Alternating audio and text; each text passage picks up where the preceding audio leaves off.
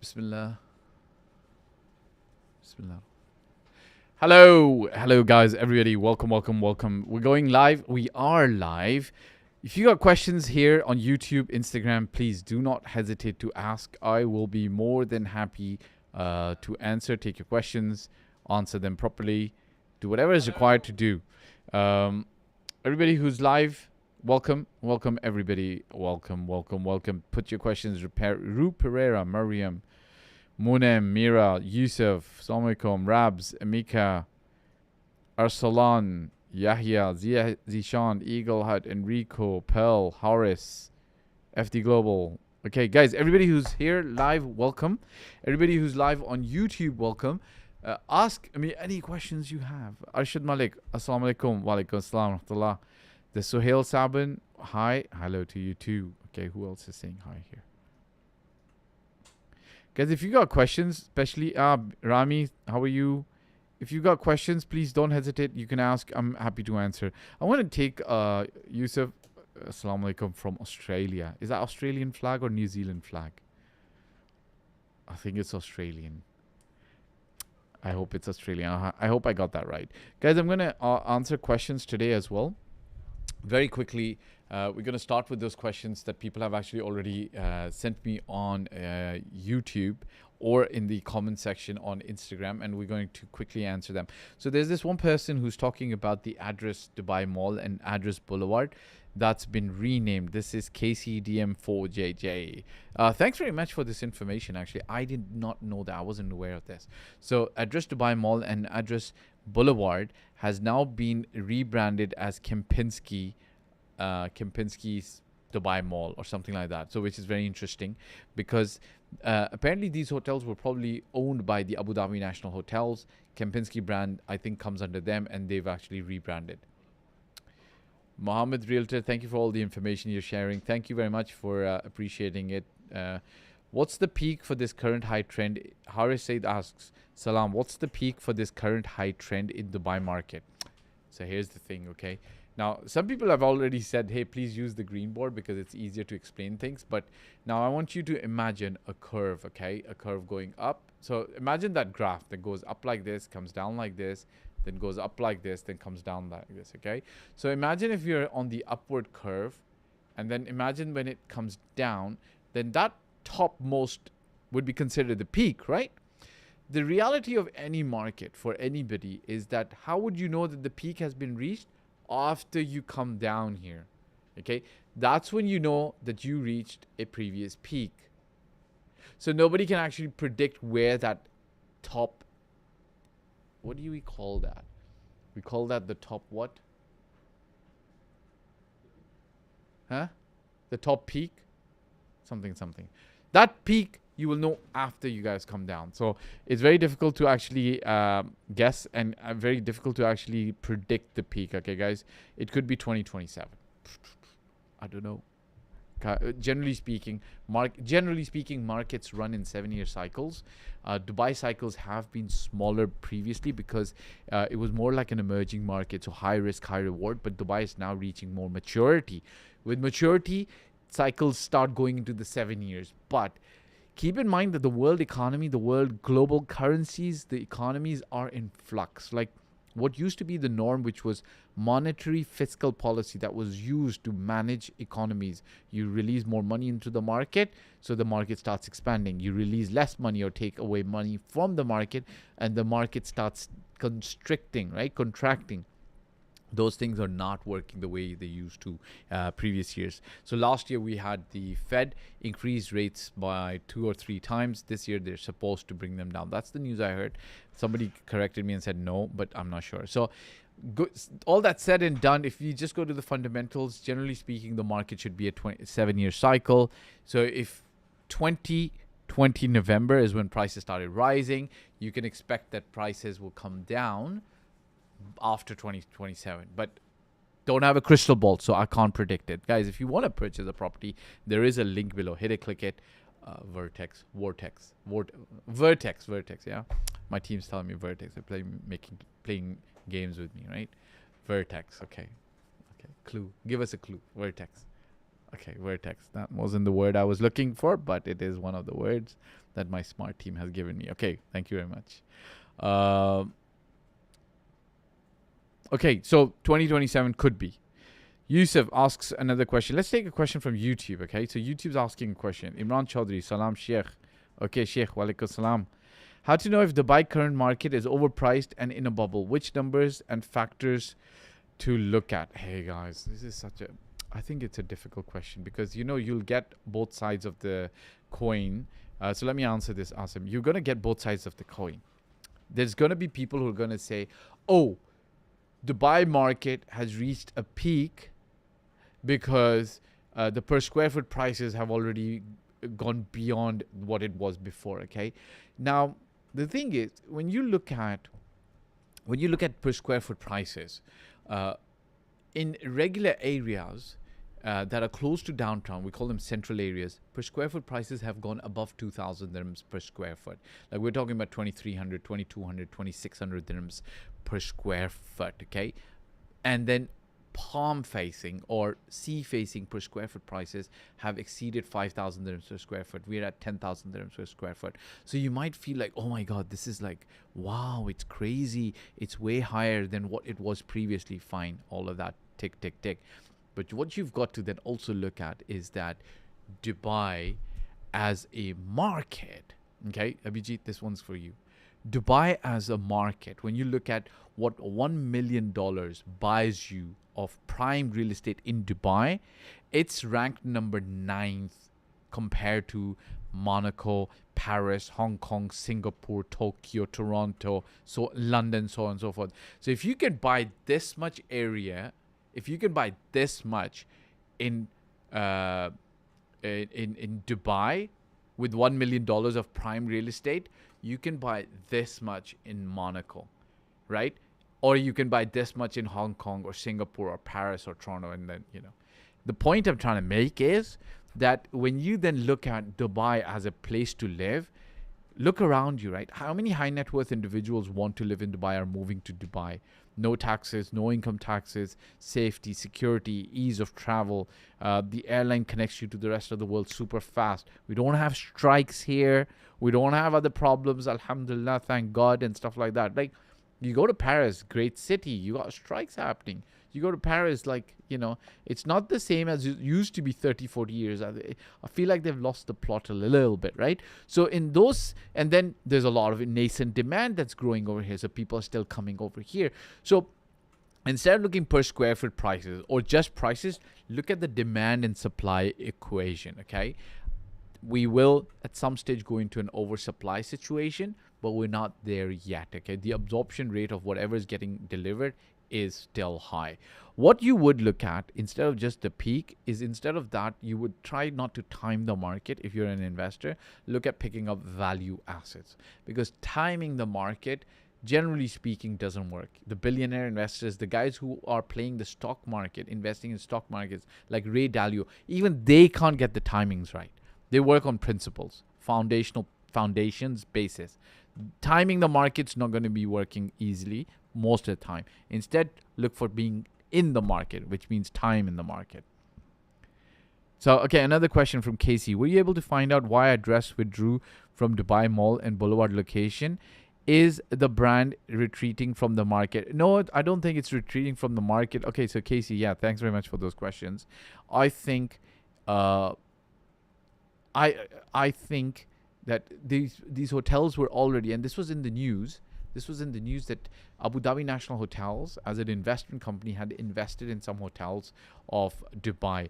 So, for instance, address JBR, there's a plaque outside the hotel. It's owned by Abu Dhabi National Hotels, if I remember correctly, address JBR. So they must have maybe perhaps bought a few of the other properties that the brand names continue to be addressed. But if a holding company has Kempinski as well, and they're going to come in for XYZ reason, they might choose to rebrand. Hotels get rebranded all the time, right? So no big deal, right? Businesses, conglomerates make decisions based on money and the bottom line and where their money can be best utilized. So they know best. I don't know. So that's what it is. Yusuf2523 on Instagram asks me, what's the question? Asks me a question. The question that Yusuf asks, my question is, how long it takes for the process of buying a property, and which visas do you get by such investment? Yusuf, if you're buying any property in Dubai, it's easy, super fast. It depends on a lot of other factors. Like if you're buying an off-plan property, you don't even need to be in Dubai. You can actually do everything remotely, and it can take a couple of days. The completion of documentation so that you can, and so that's one property off-plan. Resale property, if you're buying from a separate person, a resale person, a person who's selling a property, it depends on when they're available, their timeline, if they're in the country, so on and so forth, to actually close the transaction. So even this can happen super fast, even this can happen super fast. Sometimes it depends on a few other terms that fix and terms and things that that may vary. However, for you to have all the documentation for you to go and apply for a residency visa or golden visa, that varies. If your property is worth over 2 million, it's instant. If it's off plan, we are opening up now. So latest law of Dubai states if your property is worth over 2 million dirhams and it's an off plan property, that's my understanding, what I understood. The visa is pretty direct, but from the latest that I've heard is that the property should be 50% complete, right? So it takes a little bit of time for the paperwork and all the other process. And then if you've got consultants, advisors helping you, then we try to minimize your time in the country. If you're looking to purchase a property in Dubai, through us, we will make sure that everything's taken care of smoothly, because we handle a lot of high net worth clients. So we know time is sometimes of the essence for them. People are asking me interesting questions. Imran Chaudhry, why is Al Ain Dubai I no longer selling, allowing customers to use it? I have no idea. Okay, we know that it's not operational. Why it's not operational, I don't know. I don't have that inside information. Sorry. Awesome. You ask a question. How do you decide if it's the time to move from rent to buy, not as investor? I think, okay, guys, listen. I'm gonna tell you this. It's now time to buy in Dubai. I'll tell you, as a renter, if you're renting a property and you're renting from one of those older families that own buildings in the non-freehold areas of Dubai, Par Dubai, Dera, and they're good and they come and maintain your building and they don't give you unnecessary stress on renewals and so on and so forth, that's okay. But if you're living in one of the freehold areas, and the freehold communities are nicer sometimes, they have more landscaping and so on and so forth. If you're in one of those communities, the landlords are becoming a little bit of a challenge. Rents have gone up, they want to push rents up. Sometimes they don't want to do maintenance. If you don't increase their rent, they don't want to do maintenance. Sometimes there's a lot of problems. So I think for peace of mind, you buy a property in Dubai today if you can afford one. And number two, you're not looking at the right time, because it's peace of mind. Like, there is no value to peace of mind and not having stress, right? Right, guys? Not having stress is in itself a lot of value, okay? So you're asking me, so address and Kempinski both have the same? Maybe, I'm not sure, Casey. That's what it seems like. Perhaps it might be the case, right?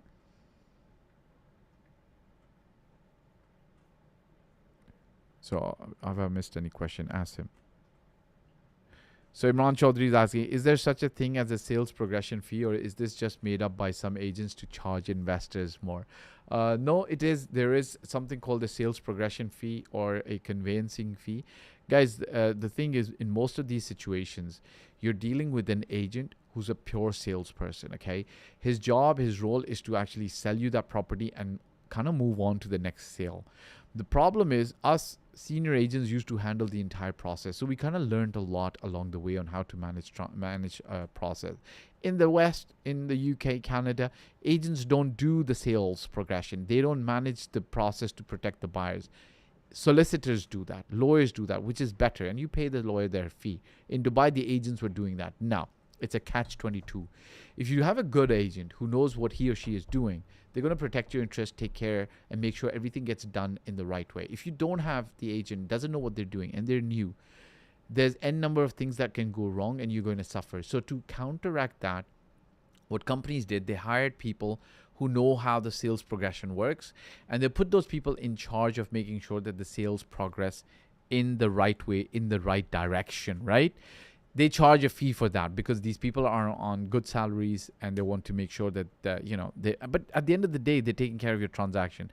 The thing is, Imran, if your transaction is really small, like under 1 million dirhams, and they're charging you 4,000 or 6,000 dirhams, I can feel that you might be feeling a little bit. But if the transaction's a little bit bigger, then it's okay. Beyond that, there are conveyancing companies. You could go and talk to a conveyancing company to handle a transaction, because even if you pay it, that company who is handling their sales progression inside might not be so good. Like, I would say talk to them and see if they're really, really good and they make sense. You know what I mean? So you know that they're actually doing it correctly. Sanjay Sheikh joined. Assalamu alaikum. That's interesting. Is that her own account? All right. One word about Shanzai. Bless her. Original's the word. Hello, I do real estate in Pakistan, but so this is Saad Mughal. Saad Mughal's asking. Hello, I do real estate in Pakistan, but I grew up in the UAE. How long do you think it'll take me to adapt to the UAE market? I heard the competition is ridiculous. If I decide to work there, guys, this is... Look, Saad, here's the thing, okay? Let's say if you did really, really, really wanted to be a cricket player and you really believed in yourself and had the talent to, do well, would you really care about the competition? Yeah, you're going to come here, you're going to do your thing, you're going to create your own niche, and you're going to make your thing, do your thing, right? So why care about the competition? If you're good, very quickly within a year or 2 years, you're going to start differentiating yourself and you're going to grow. The question is not the competition. The question is, are you committed? Is this what you want to do? Are you willing to do what it takes? Are you willing to have the good times and the tough times? That is the question. And if you're willing to do that, competition's kind of irrelevant. Yusuf, Yahya Salim, Revo, Mr. Fahd, glad to see you live. Okay, fist bump. Thank you very much. Glad to receive your fist bump, and thank you. Yusuf, one more question, brother. If I buy a property off plan, are there any possibilities for me to be eligible for finance plans from the buy entities themselves? Look, Yusuf, the first financing is happening from the developer itself. Like, actually, you're paying them and they're constructing, so you're financing them kind of, but they're also then in return financing you because you've got an installment plan, right? A payment plan. Some of the payment plans are 1% per month, and some of them are decent, good developers. They're not really bad developers. So good, right? So you'll be okay. So first of all, they're financing you until completion. Now, upon completion, if there is still a 30% or a 50% outstanding, yes, you can get financed from the local, let's say the Islamic banks, and you can actually get them to come in. Generally speaking, off-plan financing is coming into the market. I don't know how, when, but it's a case-to-case basis. What is the longest term you can get on a payment plan? I've seen 7 years. I've seen 10 years as well. 10 years doesn't exist in the market at the moment, but I've seen 7 years before. Right now, very difficult. Yasmin, BLN, I saw you yesterday in the Shoba sales office. Yes, I was there for a meeting. Thank you very much. Assalamu alaikum. Hi, Lubna Saeed. Hi, how much deposit do I need to get to buy to let apartment? Just a 2-bed. To get buy to let apartment. Okay, so Lubna, buy to let apartments, I don't know who's doing that right now, but if they're doing it, then that's fine. But if you're saying, I think what you mean is buy to let. So basically you want to buy an apartment and then you want to rent it out. The reality behind that, basically, if you're going to get financing, then you need 20%. So you could have the rest 80% financed from any of the banks. Islamic banks, I recommend if you want conventional. That's your business. But you could actually do that, right? So 80% you can get. But beware that the EMI that you have to pay to the bank is not going to get easily covered by the whatchamacallit, by the rent. You're gonna have to put some money in from yourself. All right, guys, let's take some other questions that people have asked. Okay, so I'm glad I answered Casey's question. Somebody asked me, somebody was complaining about our title. We'll solve that, no problem. Somebody said, fantastic Q&A in your upcoming video. Can you discuss the pros and cons of living in Ajman? I want to give you a very quick pro and con. one of the things about Ajman is, look, one pro is it's priced low. Okay, very, very low. One of the cons is that it's very, very different regulatory environment. So you've got to be a little careful with what you're buying, how you're buying, who you're buying from. Okay. Somebody asks, Sandals, Jumeirah Golf Estates, what's your thoughts of a big villa and a basement? See, Aussie Burgie, guys, this is what we do. Okay, if you're investing in the real estate market, this is what we do. We actually go through properly evaluating and looking through at things that you should buy that will make sense for you in the long term. So we are, like, ideally speaking, what you do is you develop a strategy, right? And that strategy might mean that the basement is good for you, right? You need a basement. Perhaps you want to build a man cave there. Perhaps you want to build a studio there to do podcasts. Perhaps you want to do a study center, a cinema, whatever the case might be. So when you ask me, like, hey, what do you think of of a villa with a basement? My question to you is, what do you need one, right? And then with these villas, I would actually, again, just to let you know, I would do a little bit of a structural study. I'd pay somebody to. So if you really need a basement and you've got really grand plans for a basement, I would actually get an engineer to do a structural study and see how good and everything's built around that basement. And again, it ties back to your own thing. Do you need a basement?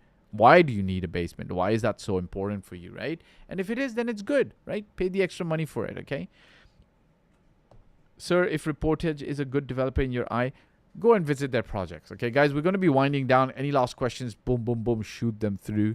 We're going to be winding down now, all right? So, Reportage is other good developer. Go and visit their developments, okay? Actual, not the show part, not the sales center. Go and visit their developments. So if you ask me, like, is Moon good? I'd say become an astronaut, land on the moon, and then go explore the moon, and you'll know if the moon is good, okay? We've got like the astronauts, growing astronauts. Okay, Ayman, Assalamu alaikum. Ayman's joined in. Okay, guys, we're going to be winding down now. So if you got questions, shoot them through. Yusuf's got a question. Thanks so much, brother, for clarifying my question. Inshallah, I'll get in touch with you. Okay, I'm waiting to receive your real estate book that I just ordered from Amazon. Okay, good, good. Thank you very much for ordering it. I appreciate it. If you sign up with us to work with us, I'd love to sign the book for you.